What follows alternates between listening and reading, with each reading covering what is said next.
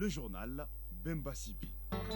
Bonjour et bienvenue dans ce journal. Au sommaire de cette édition, la situation des écoles occupées et inondées a considérablement évolué pour une bonne rentrée des classes le 4 novembre prochain.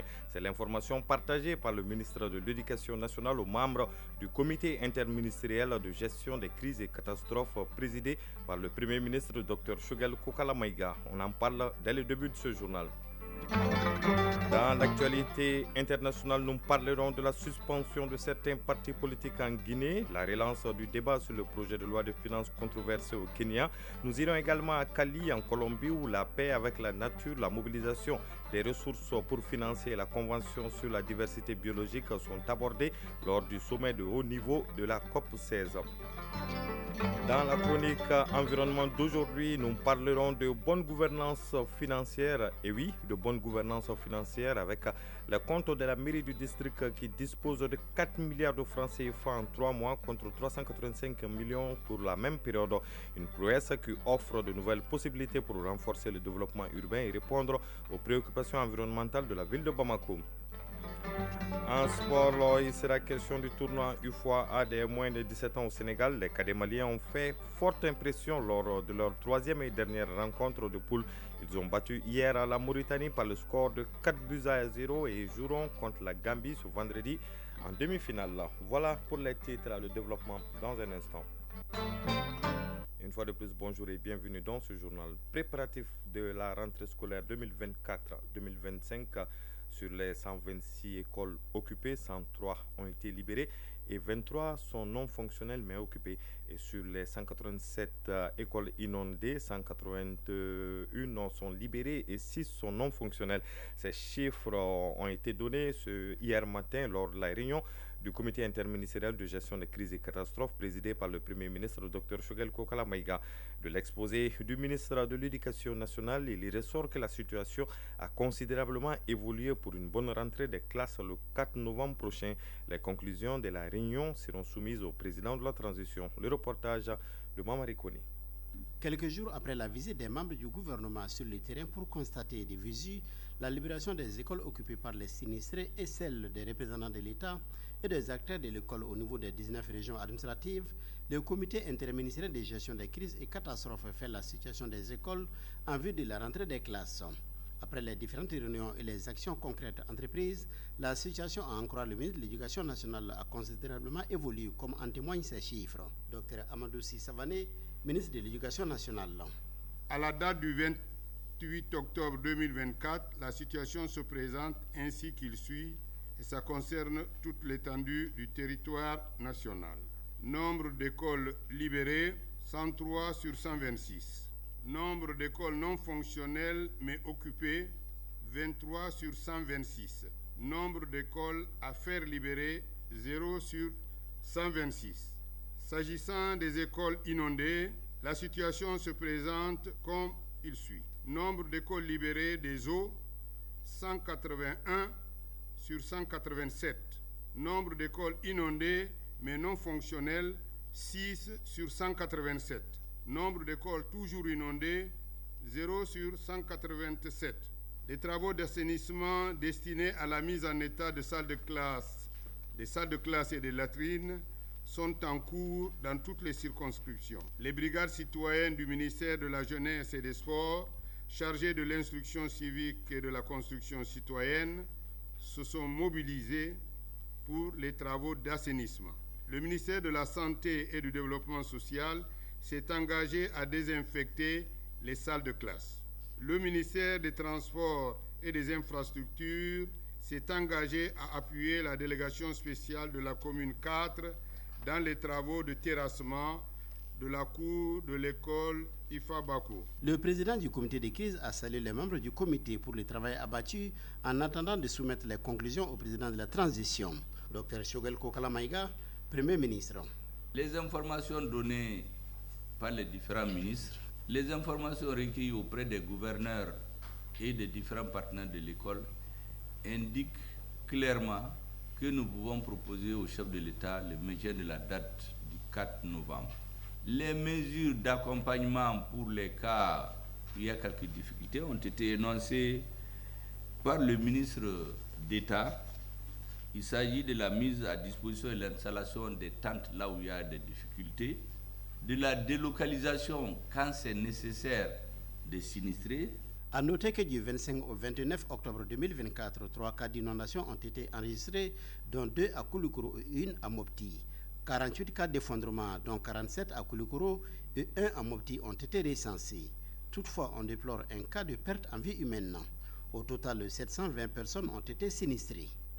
Renforcer la gouvernance locale, ceci en dotant les sous-préfets et les préfets nouvellement nommés dans les circonscriptions administratives de la région de Mopti de connaissances leur permettant de relever les défis dans l'exercice de leurs fonctions.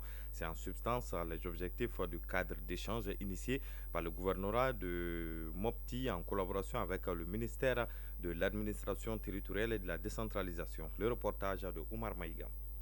Au regard des multiples défis à relever pour la bonne marche de l'administration et rapprocher davantage l'administration des populations, un renforcement des capacités des représentants de l'État nouvellement nommés s'impose. C'est pourquoi le gouvernorat de la région de Mopti, en collaboration avec le ministère de l'administration territoriale, a initié une session de formation au profit des préfets et sous-préfets de la région de Mopti. Général de brigade Abbas Dambélé, gouverneur de la région de Mopti. Face à des populations de plus en plus exigeantes et dans une situation très contingente et très dynamique d'ailleurs, le représentant de l'État, celui-là même qui est en charge de l'exercice des pouvoirs publics, se doit d'avoir des prérequis parce que la compétence en réalité ne se présume pas. Il nous leur faut inculquer des préceptes pour leur donner des ficelles pour qu'ils puissent, face à des situations nouvelles, agir. 2 jours durant, environ 30 préfets et sous-préfets nouvellement nommés vont renforcer leurs capacités dans plusieurs domaines. Général de brigade Abbas Dambélé, gouverneur de la région de Mopti. Il y a notamment la communication institutionnelle, il y a la correspondance administrative, il y a la gestion de crise, il y a des notions sur les perspectives sécuritaires, les défis sécuritaires de la région.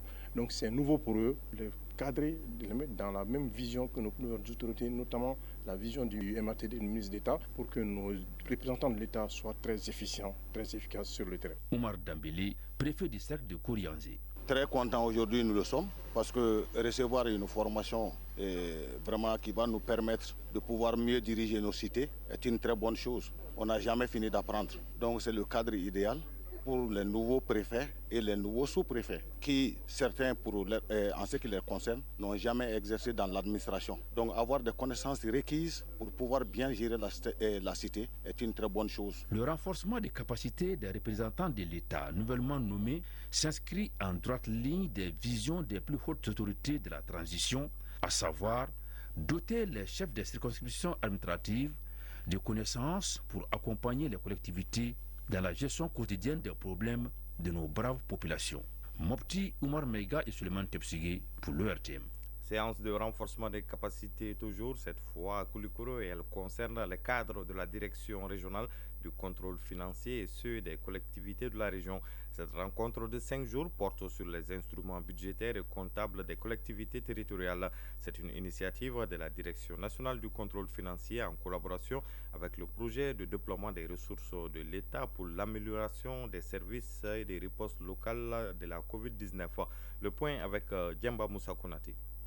La loi des finances, le budget primitif, le budget modificatif, la comptabilité publique, la comptabilité matière, les comptes administratifs et de gestion, ce sont là quelques instruments budgétaires et comptables des collectivités territoriales. Pendant 5 jours, les participants approfondiront leurs connaissances sur ces notions en vue d'harmoniser leurs pratiques et habitudes budgétaires et comptables. Nog Ag Mohamed, directeur régional du contrôle financier de Koulikoro. Ainsi qu'il n'est à savoir pour personne qu'elle a une nouvelle maîtrise de ces instruments, à savoir les instruments budgétaires et comptables de la gestion des finances publiques des collectivités territoriales, est un devoir aujourd'hui pour l'ensemble des agents des collectivités territoriales et ceux des services déconcentrés de l'État. Je suis certain que les échanges fructueux qui vont suivre permettront de débattre de façon ouverte et collective afin que soient identifiées les pratiques exemplaires qui pourront faciliter les procédures d'élaboration de ces instruments. Cette formation s'inscrit dans le cadre de la mise en œuvre de la composante 2 du PDREAS, projet de déploiement des ressources de l'État pour l'amélioration des services et des ripostes locales de la COVID-19. Cette formation est impérieuse pour l'atteinte des objectifs du projet selon les organisateurs. Salif Traoré, expert en finances publiques au PDRAS. Par le truchement de cette composante, le PDRAS participe au renforcement des capacités de plus d'une dizaine de structures techniques partenaires, dont la DNCF. Sagaba Samake, conseiller aux affaires économiques et financières du gouverneur de Koulikoro. On a bien les activités du projet. Le PDRAS s'appuie sur les structures centrales et partenaires de mise en œuvre du projet, notamment la Direction nationale du contrôle financier, la Direction centrale du Trésor et de la comptabilité publique, la Direction générale du budget et de la cellule d'appui à la réforme des finances publiques et le bureau du vérificateur général, etc. Les participants passeront également au peigne fin les étapes de préparation, d'exécution et de contrôle budgétaire des collectivités territoriales. Koulikoro, Djemba Moussa Konaté et Adama Sengare pour l'ORTM.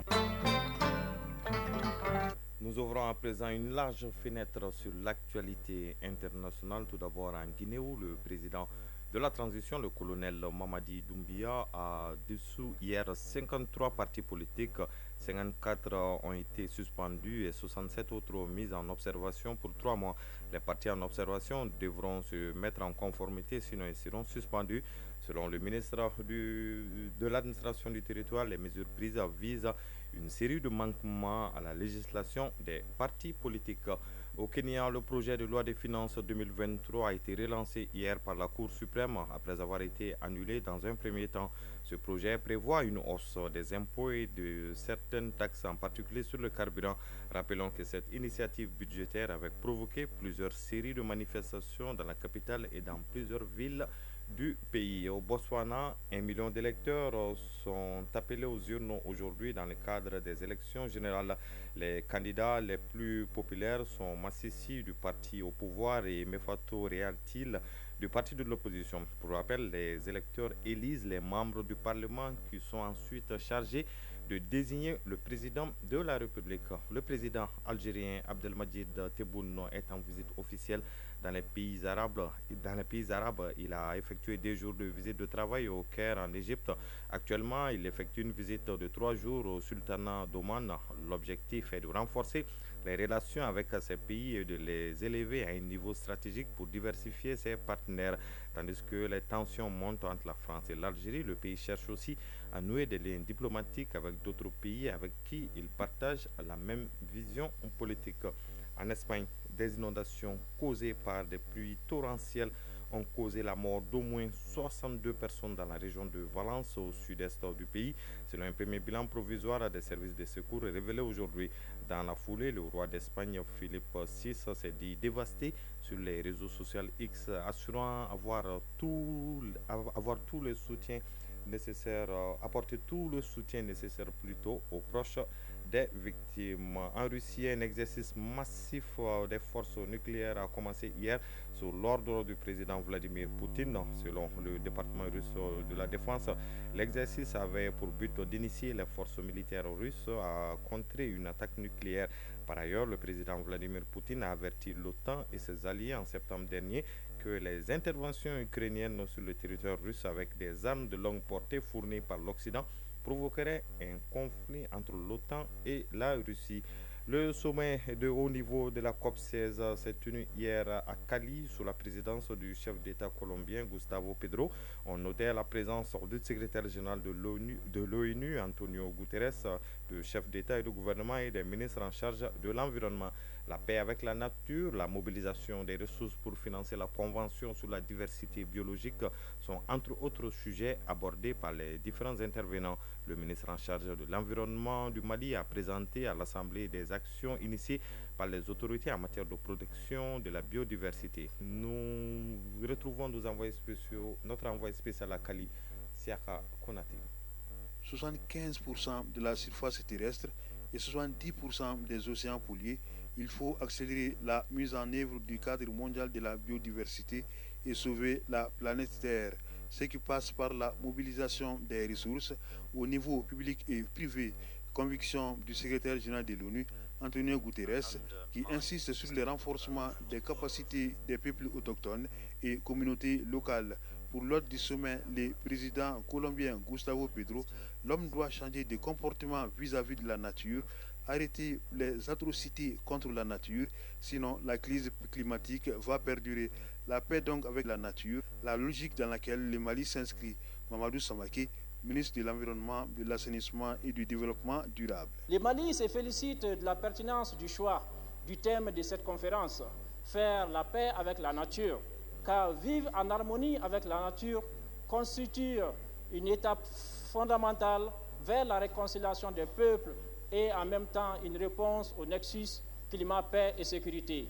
La présente conférence, qui intervient 2 ans après l'avènement du cadre mondial de la biodiversité de Commis-Montréal, nous offre l'occasion de faire le point sur l'état de mise en œuvre du cadre, tout en réitérant nos engagements en faveur de cette vision. Les hautes autorités du Mali accordent un ordre de priorité élevé aux défis liés à la protection de l'environnement.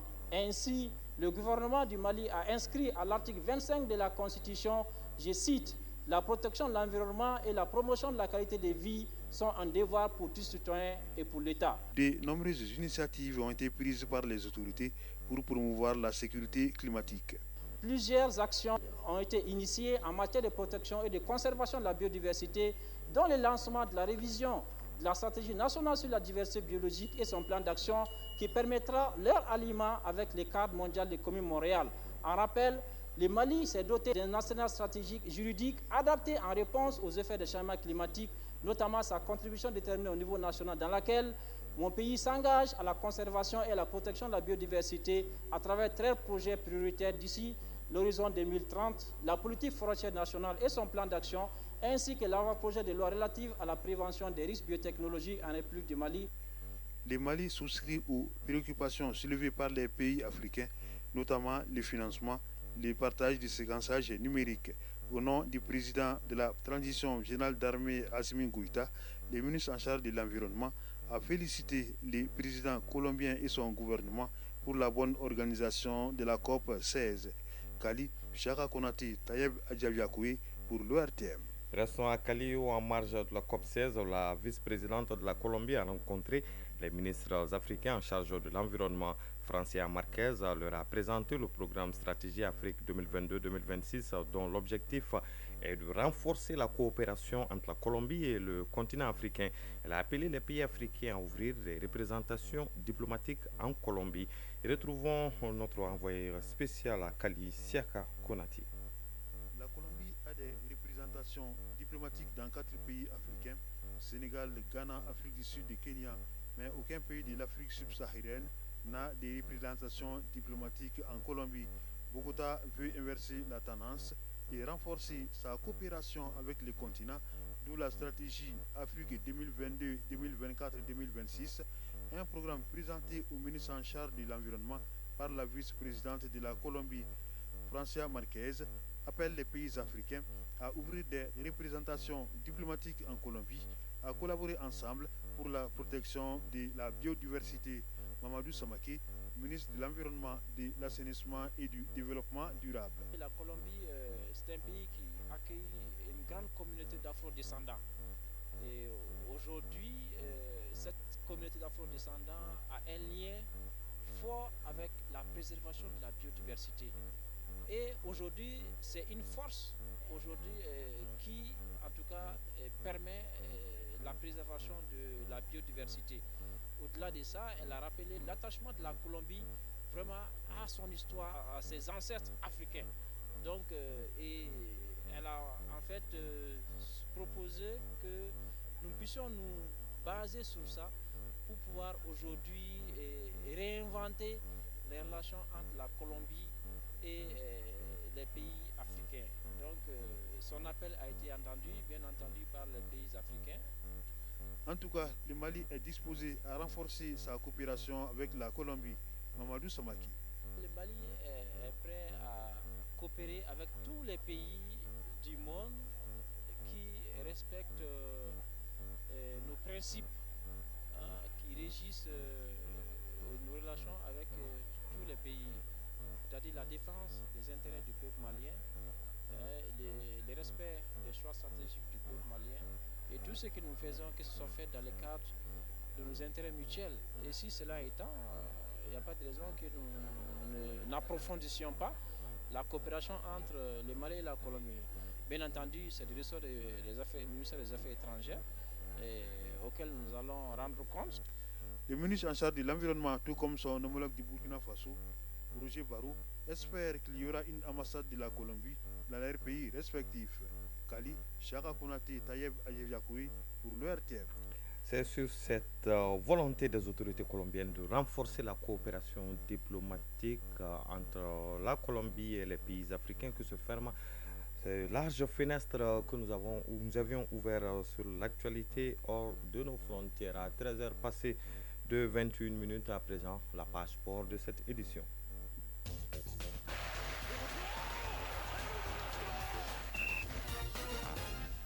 Football en Europe, le milieu de semaine est marqué par la 10e journée du championnat italien et des matchs de coupe dans certains pays, notamment la coupe de la Ligue en Angleterre. Tournoi UFOA des moins de 17 ans au Sénégal, les cadets maliens ont fait fort impression lors de leur 3e et dernière rencontre de poule.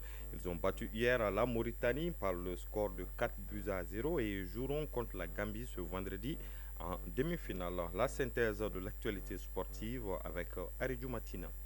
Tournoi Union des fédérations ouest-africaines de football UFOA des moins de 17 ans au Sénégal. Les équipes du groupe B ont fait leur 3e et dernière sortie de poule hier. Déjà qualifiés pour la demi-finale et assurés de rester premiers, les Aiglonnets du Mali se sont largement imposés 4-0 face à la Mauritanie.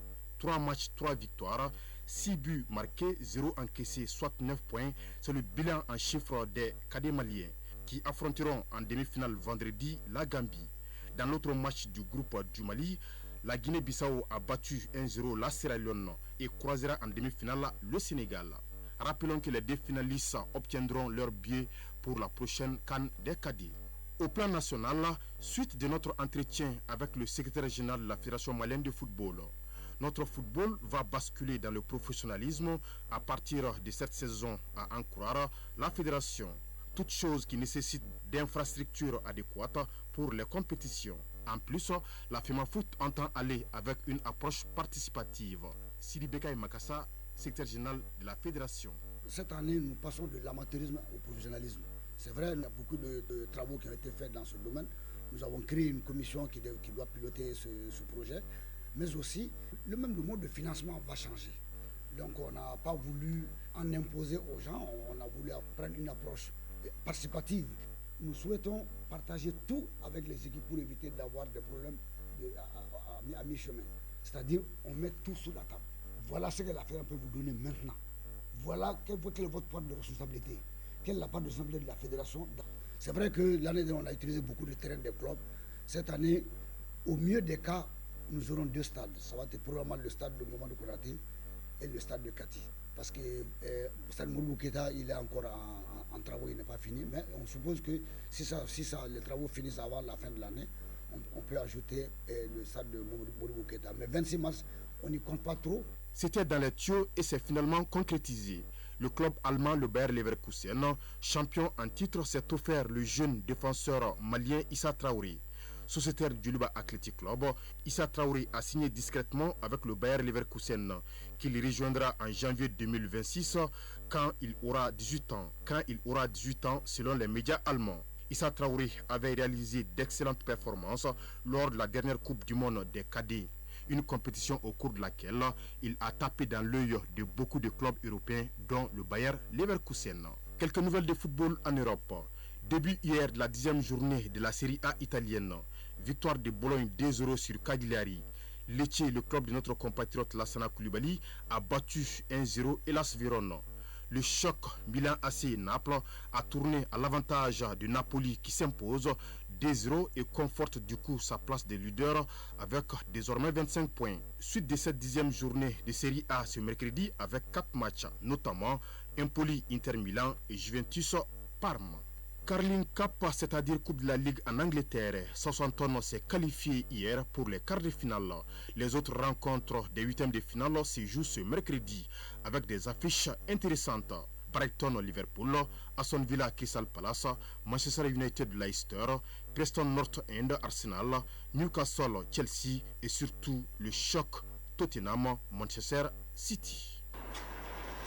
Chronique de l'environnement. Depuis plusieurs mois, la délégation spéciale de la mairie du district de Bamako, dirigée par Bala Traoré, se distingue par une gestion financière exemplaire. En quelques mois, le compte de la mairie centrale est passé de 385 millions de francs CFA à plus de 4 milliards de francs CFA. Une prouesse qui reflète la rigueur et l'efficacité des nouvelles mesures de gouvernance mises en place. Ce succès financier permet d'entrevoir de nouvelles possibilités pour renforcer le développement urbain et répondre aux préoccupations environnementales de la ville de Bamako. La gouvernance financière, oui, c'est le sujet de la chronique environnement. Une chronique réalisée par Agibou Koulibaly. La délégation spéciale de la mairie du district de Bamako a mis en place des stratégies financières rigoureuses visant à optimiser les ressources de la mairie et à instaurer une transparence exemplaire.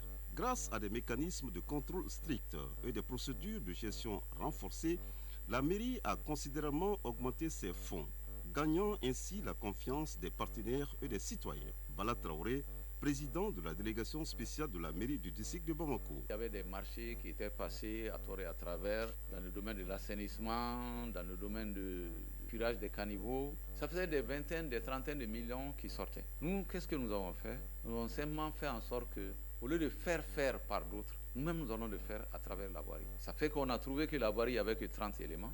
Mais bon, on est passé de 30 à 60, 80, 150.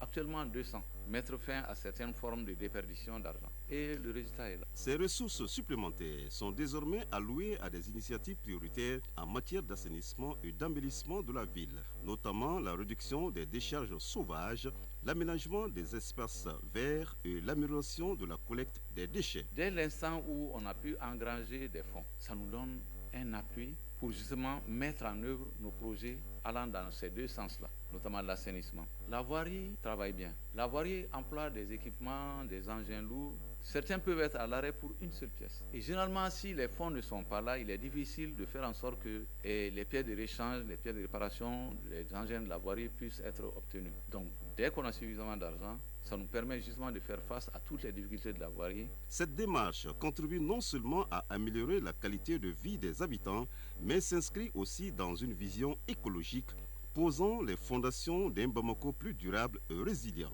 Avec une gouvernance financière renforcée et des projets environnementaux ambitieux, la délégation spéciale de la mairie du district de Bamako aspire à transformer la capitale malienne en modèle de gestion urbaine pour l'Afrique de l'Ouest, alliant performance économique et respect de l'environnement.